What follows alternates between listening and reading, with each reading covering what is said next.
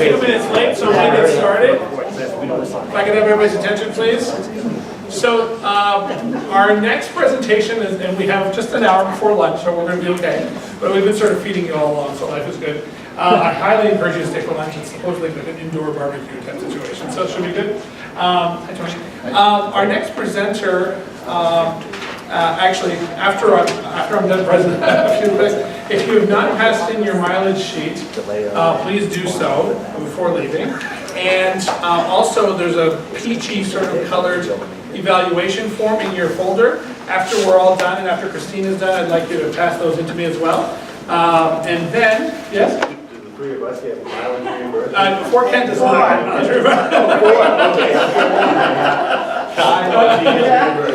I'm sorry, but you can add your steps to your Fitbit.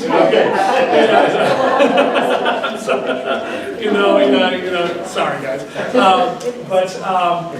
So thank you all, and so before you leave, make sure I have those, and I'll do one final presentation before everybody leaves, because I have some gifts for you to bring back.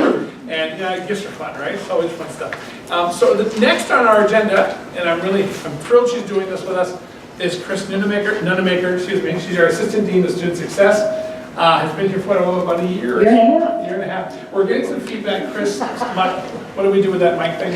It's because the mic is trying to pick you up as soon as... Okay. As soon as I shut up, we'll do okay? Okay. So, isn't that the way the world works? So the next presentation is called High School to College Transition, and the role dual enrollment instructors play in that transition. So, got a little bit of feedback from you today. We'll want more on your forms. I know that some of you have asked for some access to some technology. We will make that happen. So it's really good stuff. Anything that we can do to make things better as we grow. And we've grown that's one thing I just want to share with all of you. We've grown so fast in such a short period of time that we're sort of running to catch up. And that's partly a sign of our success, partly a sign of our very small staff. But we're going to keep ramping things up. And every time we have some sort of organization like this, we appreciate your feedback. And Jennifer and I are always, we answer emails quick, usually. Anytime you have any concerns or questions, let us know and keep in touch, okay? We want you to keep doing that, as you guys all have, and I really appreciate that. All right, so I'm going to shut up now so the microphone doesn't go wonky, and I'm going to let Christine go. So go ahead, Christine. Thanks, Scott. I'm going to try to use my inside voice because this is catching up. My late husband was an Army officer, and I just have a tendency to just command presence voice. So I will try to take it down a little bit. So welcome to thinking about dual enrollment and the role that you're going to play in transitioning your students to the college university experience. So the first thing I'm going to ask, we're going to have you do some work, okay? And the first thing I'm going to ask is, what do you think are the main challenges that students have in transitioning to college? So what I'm going to ask you to do is break up into 6 groups. Okay, and I'm going to leave you to be adults and to figure out how you're going to break up. And what we're going to do is we're going to take about 10 minutes, and I want you to discuss amongst yourselves what you believe are the top challenges that students have in transitioning to college. Okay, you got it here?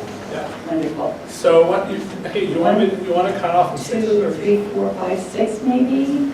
Okay, 1, 2, 3, 4, 5, 6, bring it in 20. 1, 2, 3, 4, 5. And we're doing 1, 2, 3, 4, 5, 6, 7. We're a little bit.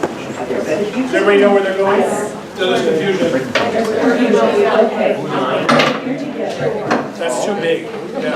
Why don't you guys go with these guys? I'm ready, so you guys can go. And I'd like to have one person be the record keeper and one person be the record.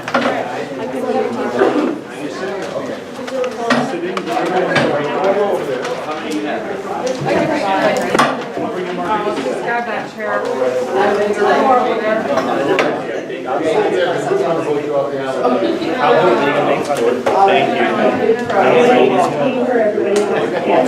Okay, 10 minutes. Okay, I'll speak up then. Okay, so anyway, we're going to do 10 minutes. So at we will go ahead and finish up with this, okay? So again, just think about it. It can be crazy. It can be something you've experienced, something students have told you, feedback you've had from your students who may have returned. And just, your educators, think about your own experience. What are the things that students need to know? Okay? And this can be both material-wise, this can be social-wise, this can be skill. Skills, I think, are probably one of the biggest focus that we have. But go ahead, 10 minutes, talk amongst yourself, and then we'll share. Yeah, give us, they both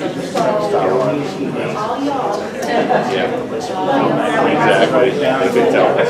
10 minutes.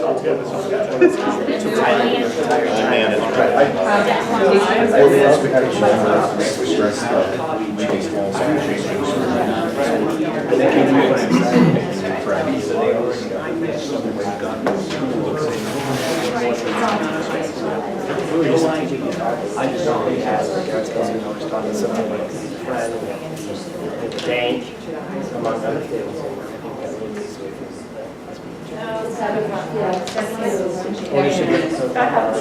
Real.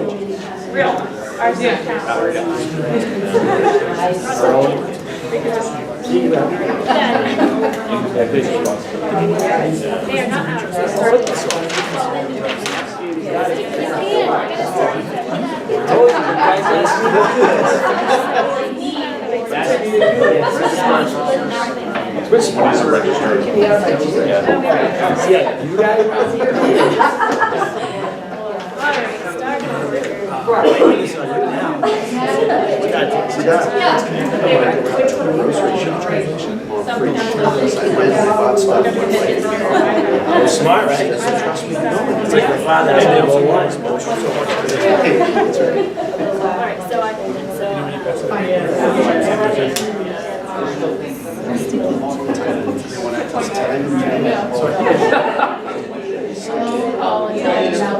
Practicing one more thing.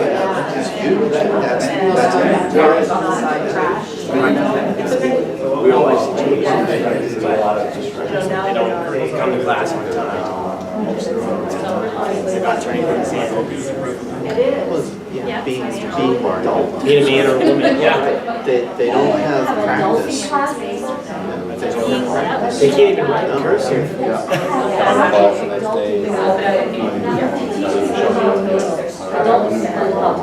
Well,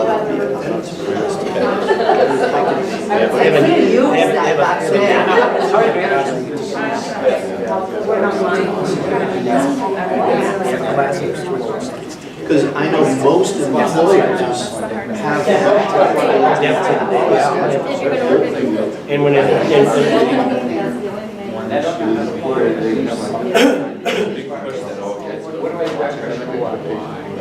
when you want to.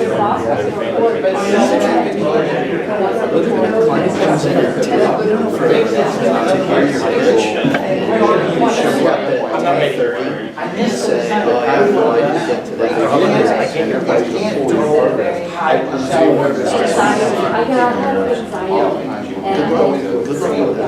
I've had over 4 hours. So how do we do that? well, it's taking the training license. It's being able to operate. It's being able to operate without those supports. That's the right shift.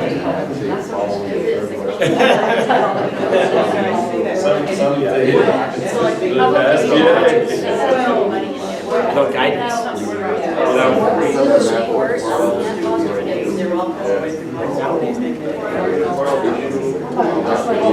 Or 504.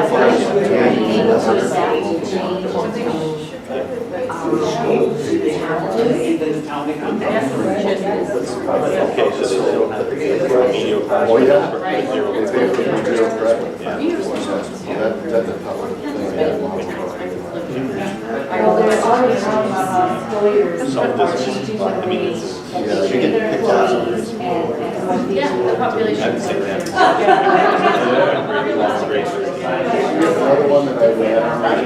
employers. High school, they see teachers every day. Yeah. Well, it's one of their hours. Resources available. So you see a professor, 3 hours hours. a week. They're full, take care of the kids, what is this? And then, so that's going to carry on. We keep making it easier And they're not sure that we know Pardon me? Yeah. Okay, you've got 5 minutes, 5 minutes.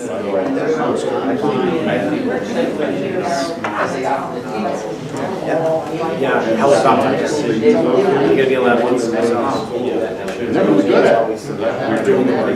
Actually, you know, and added why do this? Really? Yeah. Other faculty like myself, I've been in surveys. Engaged. You're not sure, right? Depends on which philosophy. They all go through each other. That's funny. Yeah. So I don't know if you guys do that.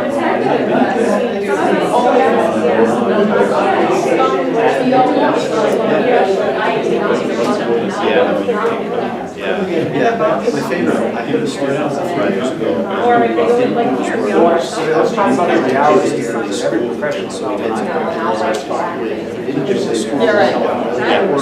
I see it in faculty.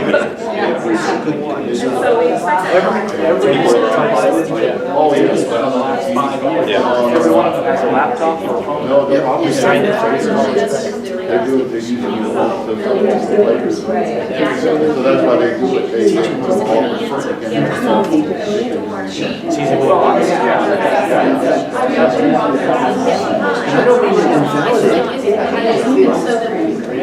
And her mom is a teacher out.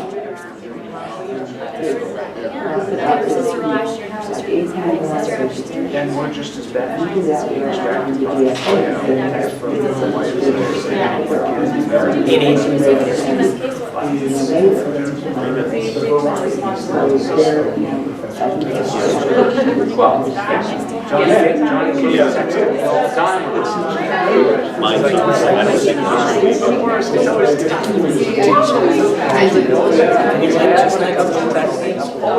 Of course, I forgot to turn my phone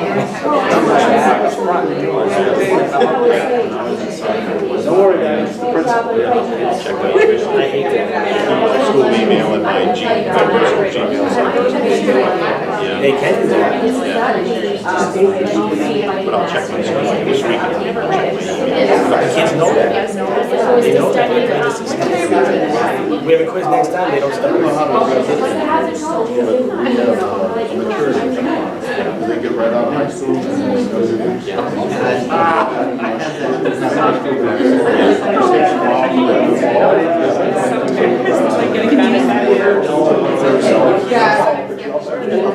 Right down the side.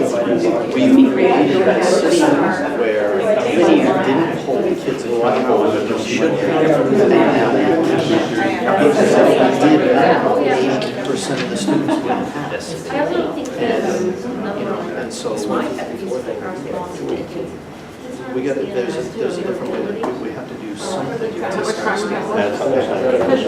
Because Just go keep 10 minutes and kept 10 minutes. Okay, are people pretty well Overtime in finished? Honolulu, it's 5:48 a.m. Okay, so let's share. Let's share this. Since you didn't write it.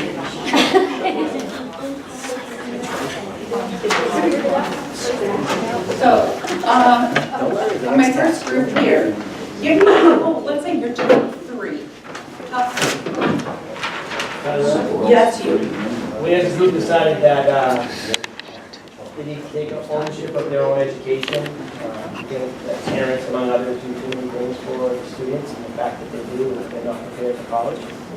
We believe that having deadlines would help them with their time management nowadays. It doesn't seem as though they have deadlines in school, the way that they're asking us to teach. Learning to become adults, being able to advocate for themselves and not have the parent call you or talk to the teacher, as a helicopter parent, advocate for them. When they get to the real world, they're going to have to advocate for themselves. Those are 3 among many things that we talked about. in regards to some of the challenges that students have when they go on to the world of college. Okay. My group here in front. We have ownership of education, deadlines, time management, and self-advocacy. Yeah, the first one you had was lack of confidence. Oh, okay. Students don't feel confident what their abilities are. Another one was the grit to persevere through. Resiliency. Yeah, resilience. Yeah. Grit. Yeah, it's like a step. And then realistic expectations. A student that might do really well in their small school and gets a C in their first class in college feels like they want to quit because they've only got A's. So.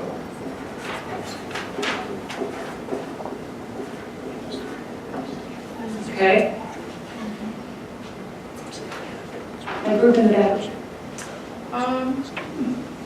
We had increase in distractions. Okay. Attendance too is another, where they have to attend every high school class. And there's, let's see, maybe the increase in the stress of leaving home. Mhm.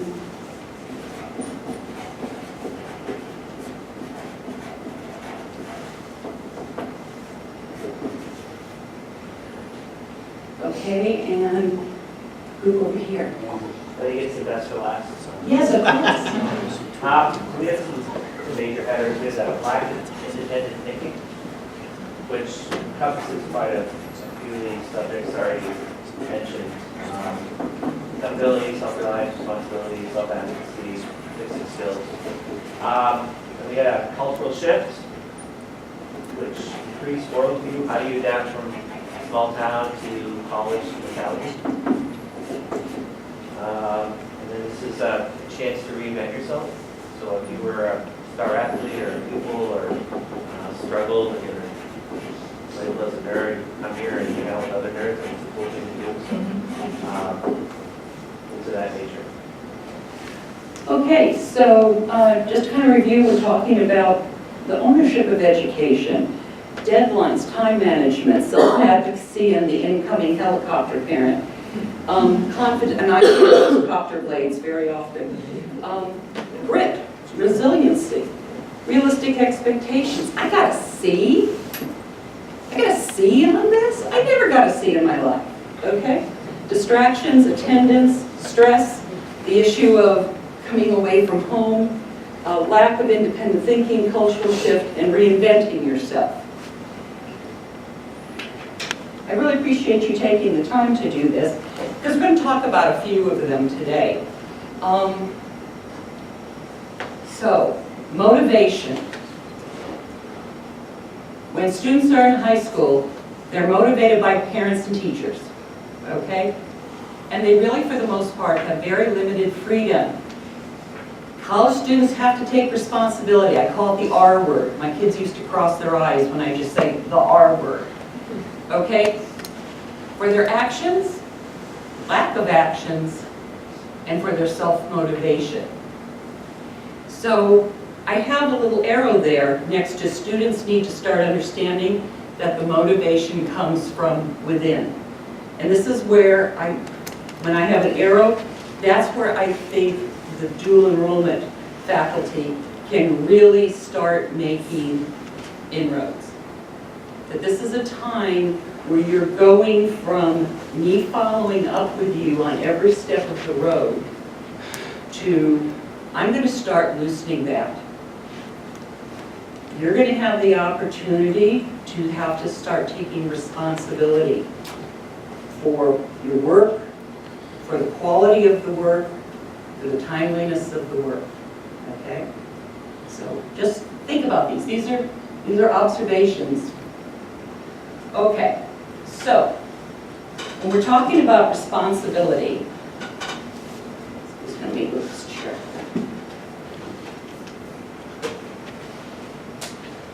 have a video to share with you. And the video is called Stuck on an Escalator. Some of you may have seen this, but I show this to students in first year experience because I think it has a great analogy for where many of our students find themselves talking about resiliency, talking about grit, talking about creative thinking on how to address something that comes into your life that you may not have experienced before.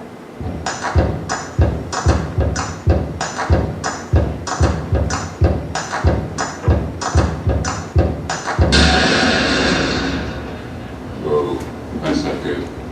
Oh, I don't need this. I'm already late. So am I going to come? Anybody have that? Do you have a phone? No. Sorry. Somebody! Hello? There are 2 people stuck on an escalator and we need help.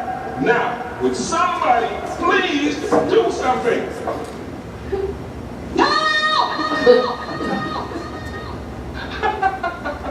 I don't believe this. You gotta be kidding me. I'm gonna cry. Not enough left to do.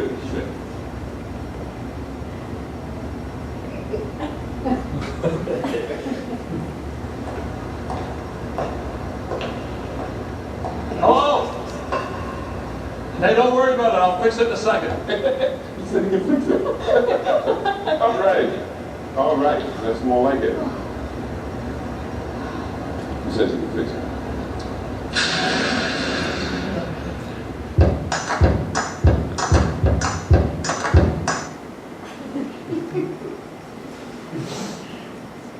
So, how do you think that students would react to this? Okay, stuck on an escalator. They laugh. Okay, oh, this is so funny. Are you kidding? Sorry. Who doesn't have a phone? Yeah, Well, exactly. yes. That rarely happen. Okay? That's the other thing. Yeah, I said to them, and this is where I think, again, I see that you can assist in this learning curve, is that all these people had to do was walk up the steps. But they sat instead, and they waited for help to come. Okay? Let's take the analogy. My printer ran out of ink. We all know that printers and the online classes run out of ink at 11:58. Okay? Or the internet goes down, or the printer goes out at 7:59 when they have the 8 o'clock class. Okay? And what I've said to the students are, think about this. How can you make these things happen? A, you can go ahead and keep extra ink on hand, one strategy. Number 2, you can have some kind of cloud storage, or even, a little memory stick, so that you can take your work and you can go to a computer here on campus and you can print out that work. But sometimes it's very difficult for them because they have not been exposed to problem solving. Okay? So when the escalator sticks, they are immobilized. Okay? And I'm not saying all, but I see this, particularly for our incoming students. Okay? So, thought.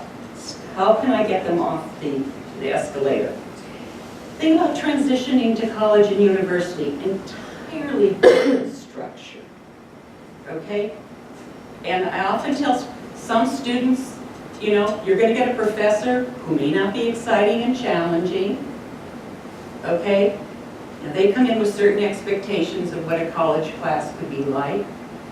Some professors are interesting. Okay? Some will lead discussions, and also they're expecting students to talk.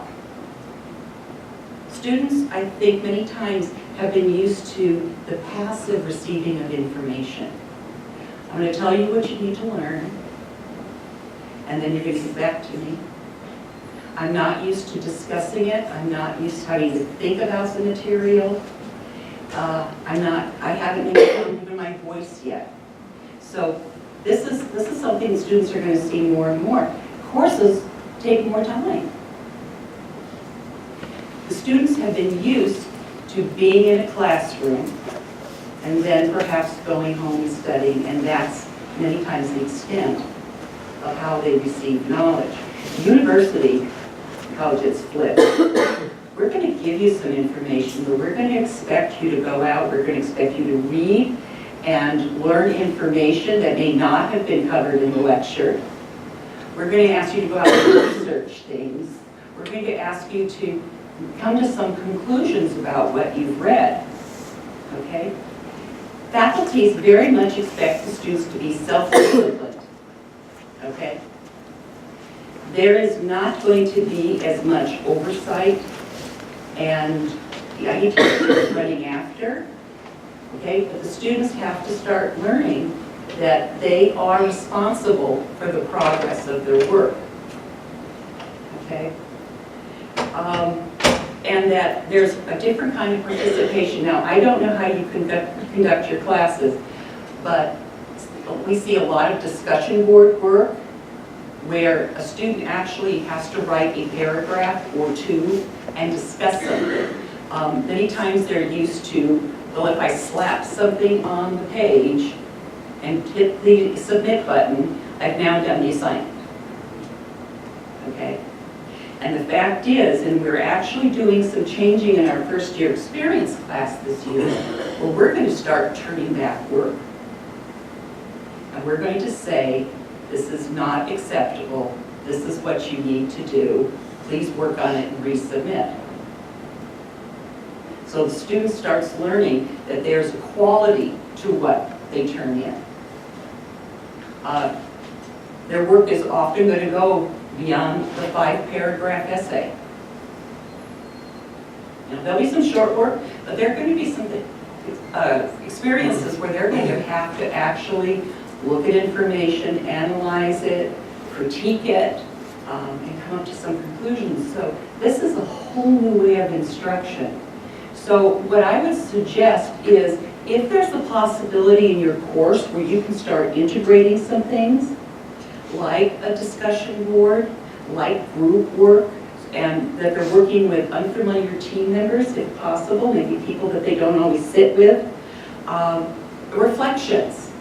I think these are the kinds of things that students, or going out and learning how to do some research, very basic research.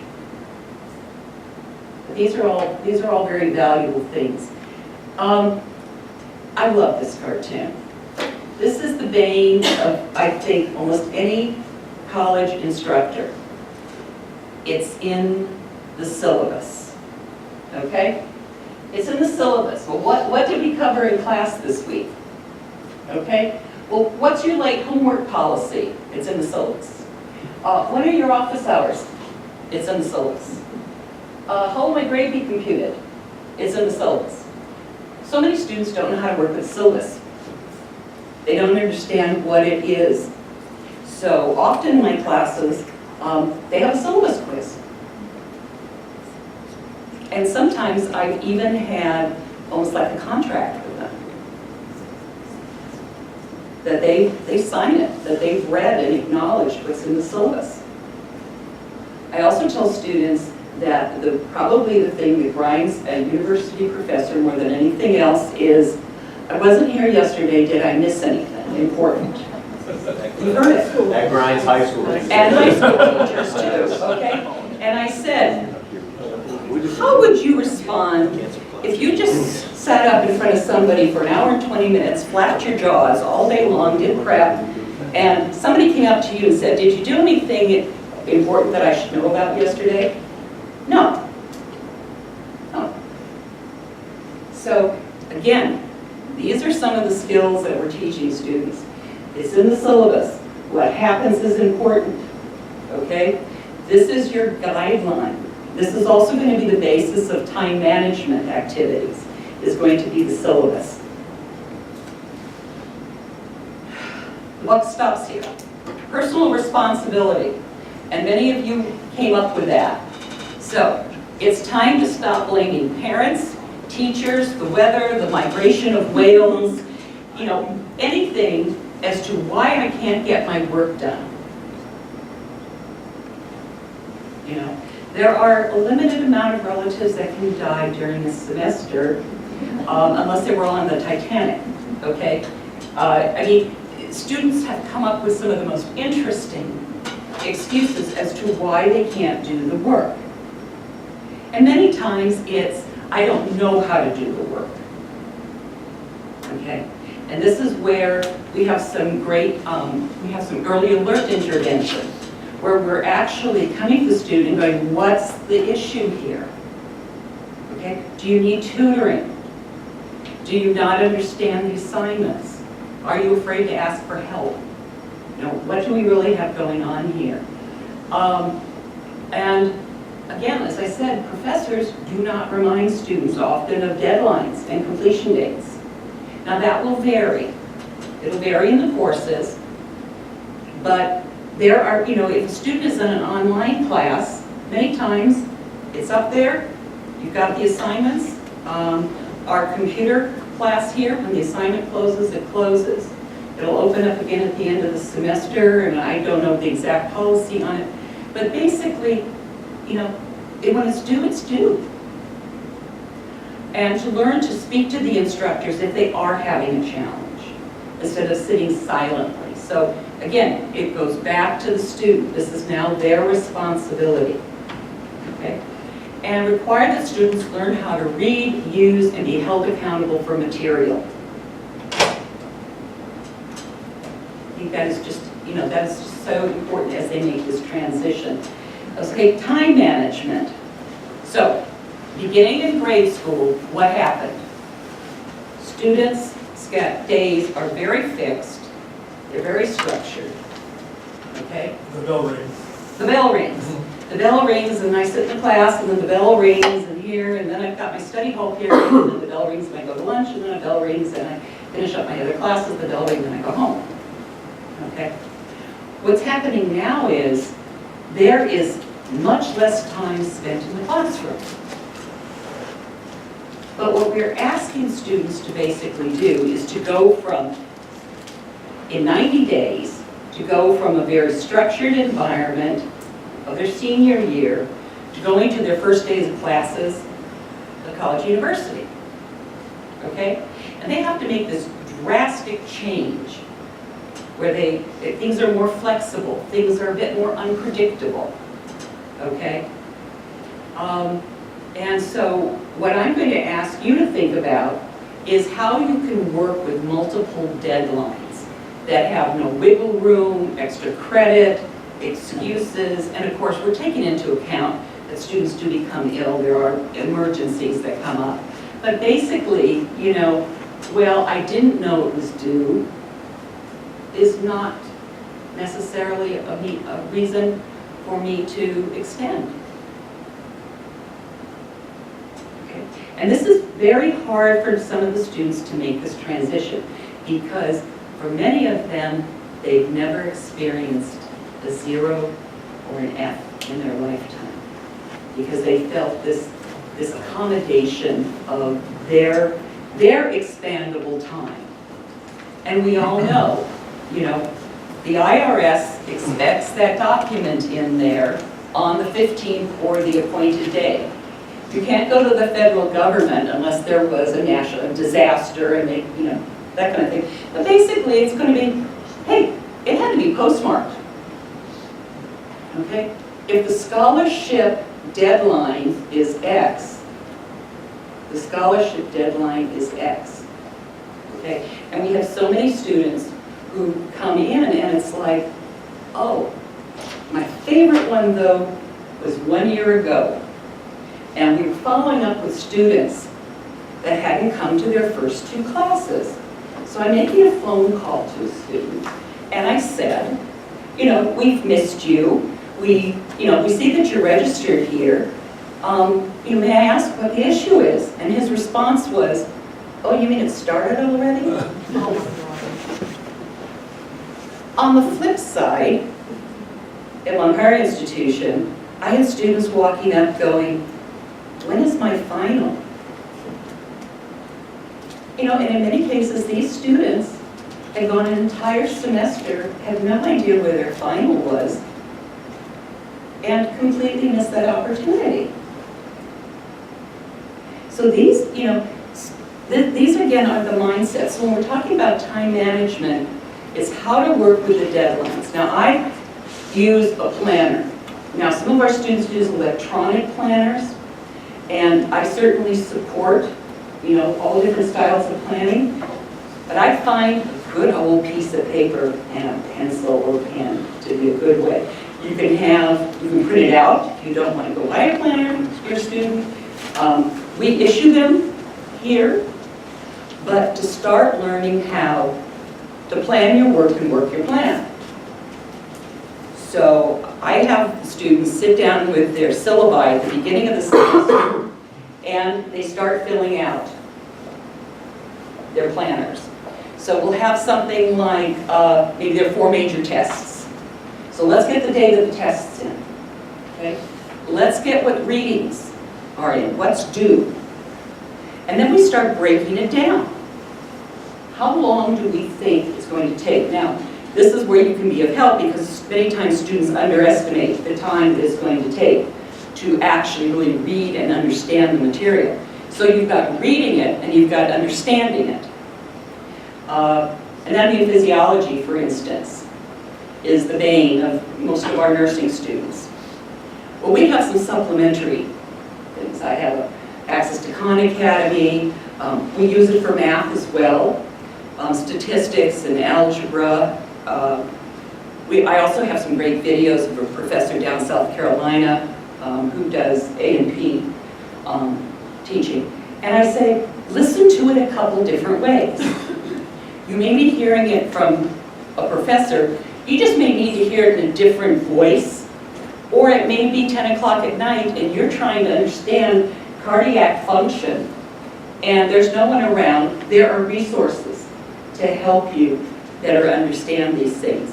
So they're coming again from the perspective of, well, the teacher didn't cover it enough in class, to it was covered, I didn't understand it completely, and now I have to make the time to make sure that I'm understanding it. So I'm going to challenge you to take this to your students and work with them on understanding how to break things down, but also encourage work-life balance and school-life balance.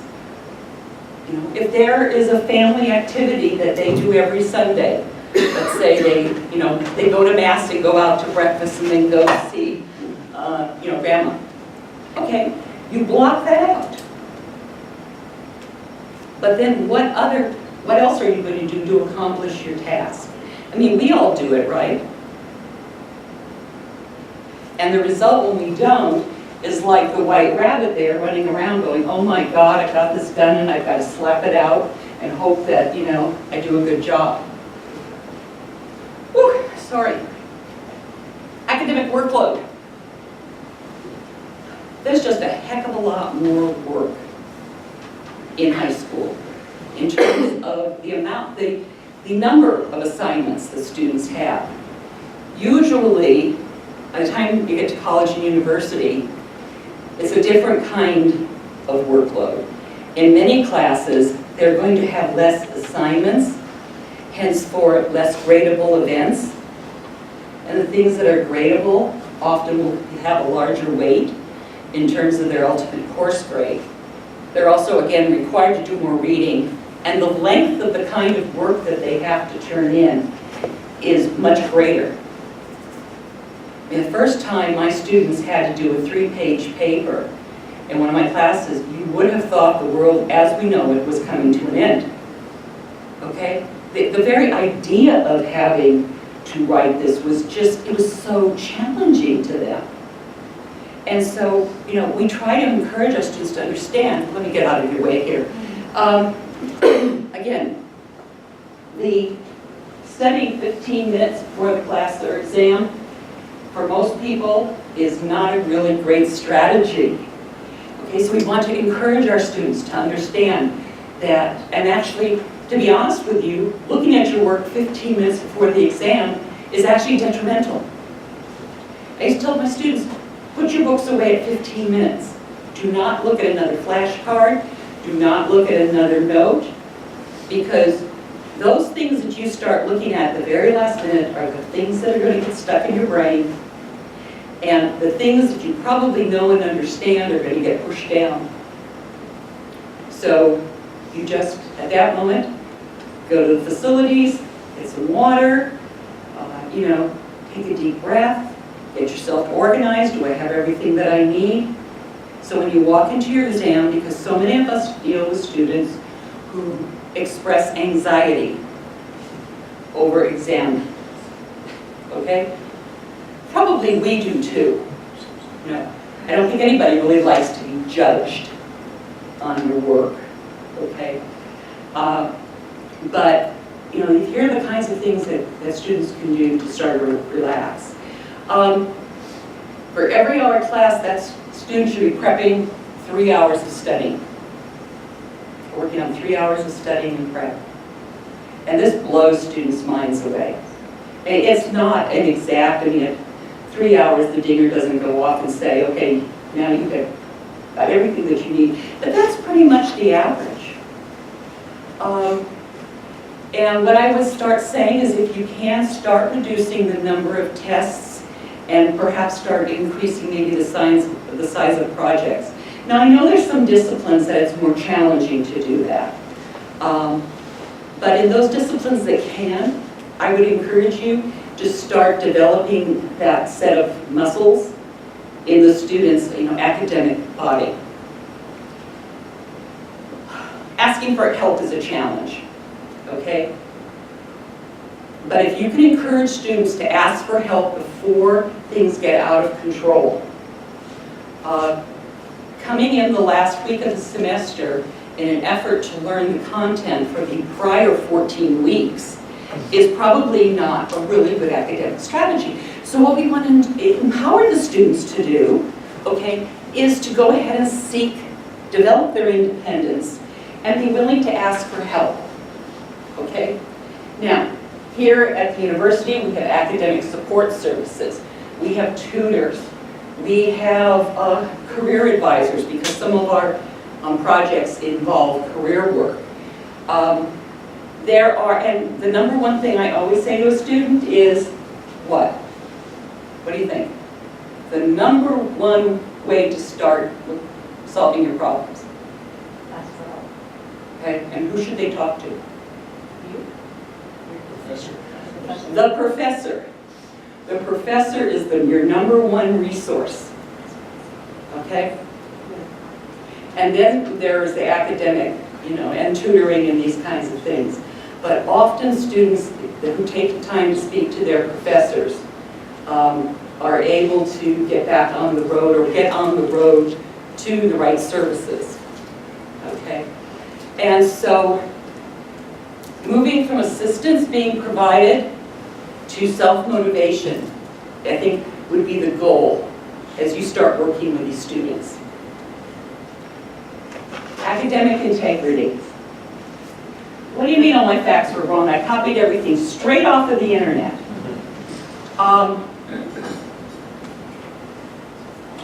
Academic integrity. This year I failed a student on her final exam. It was a PowerPoint project. And it was, tell me 10 things you would go ahead and share with an incoming freshman that you learned in this first year experience course. Of the 10 things that she did, 9 of them were copied from a PowerPoint that I found on the internet. Now, I appreciate that there's some universal themes, okay? But I had to have a hard conversation with the student. And then I remembered her discussion board post. And her discussion board post says, I don't understand what the big thing is about this. In high school, everybody did it. It's not the right answer. okay? We have to look for students whose work is being submitted in a voice that's not their own. And so many of us know our students' voice. We've seen the work before, or we realize that they're copying from somebody else's discussion board. And no, changing 3 words is not your original work. Okay? So it's an education process of having these students understand that at college and university, academic integrity and plagiarism are followed very closely and that there are ramifications. Okay?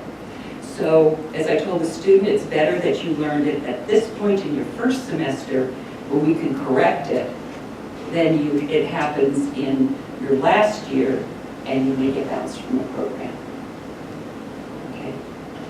So, again, academic integrity is really important. If you can, you know, and I don't know the level that you have in high school in terms of using APA and formatting and citation, but it might be good to start some of that and to encourage it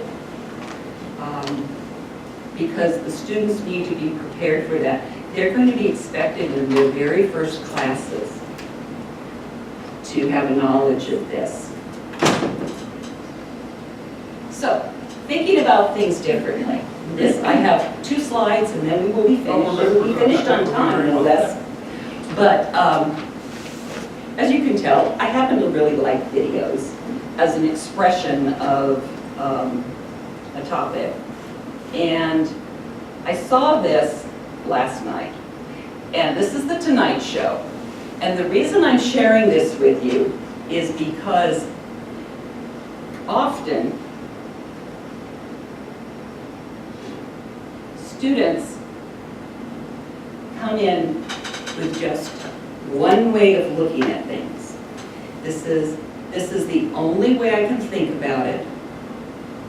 And this may come from their experience, it may come from their background, it may come from family messages and society, and suddenly they're being asked to take in information with which they may be unfamiliar. It may be uncomfortable. Okay? There may be topics that may be uncomfortable for them to listen to. But to understand that sometimes you can learn something, but you learn it like a different song. Okay? So we have Jamie Foxx here.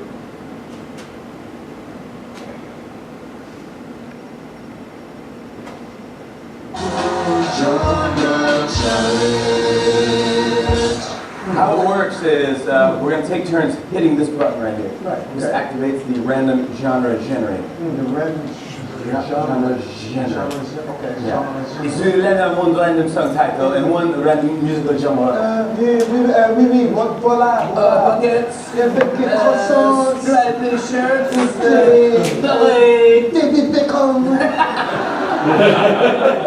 Whoever started this has to sing that song in that style. Jamie, if you don't mind, I will start us off with this. Just go ahead, Jim. Here we go. Right? Alright, the song again is Can't Feel My Face. The genre, roots, 50s crooner. Like a 50s song. Breasts are out.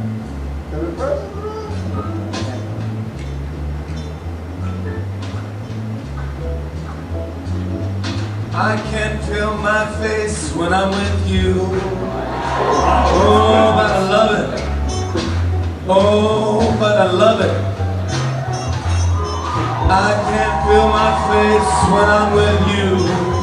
Oh, but I love it. I love not feeling my face. Can't feel it all. They're just not good. That was good. All right, Ricky's crooner. All right, Jamie. I can't feel it. I like that feel in my face. Jamie. All right, here we go. All right, that's it.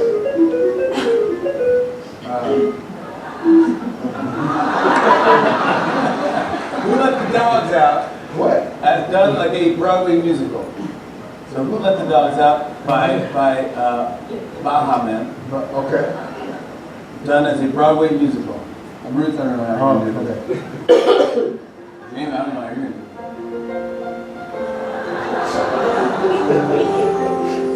it. You know, just the other day I was walking and I saw dogs. And I was wondering to myself, where did they come from? Somebody must have let them out. There was a Cocker Spaniel there. And then I saw a pit bull. You know, they can be cantankerous. Those pit bulls can be cantankerous. I wouldn't want anybody to get hurt, so I just said to myself, who let the dogs out? Who let the dogs out? Who let the dogs out? And I said, who let those dogs out? And I said, who let the special people, who let those dogs out?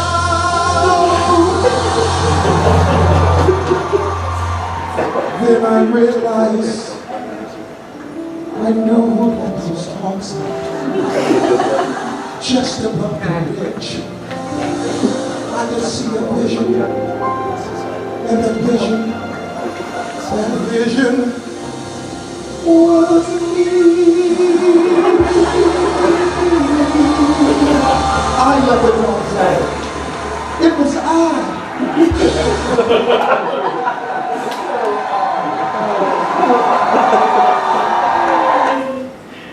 Okay, so here's the thing. Many times our students have learned to sing the song one way. And now we're challenging them. We're challenging them to set Who Let the Dogs Out to Broadway musical. We're asking them to look at material in a completely different light. And that brings us to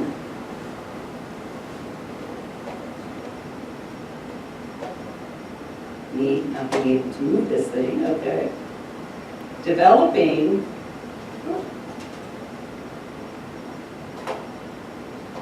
pardon me for a second. I think you redesigned your slide. I did redesign my slide, but only momentarily. I have resilience. I was not stuck on the escalator. Okay, so the biggest thing that I can ask of you is to develop 21st century critical thinkers.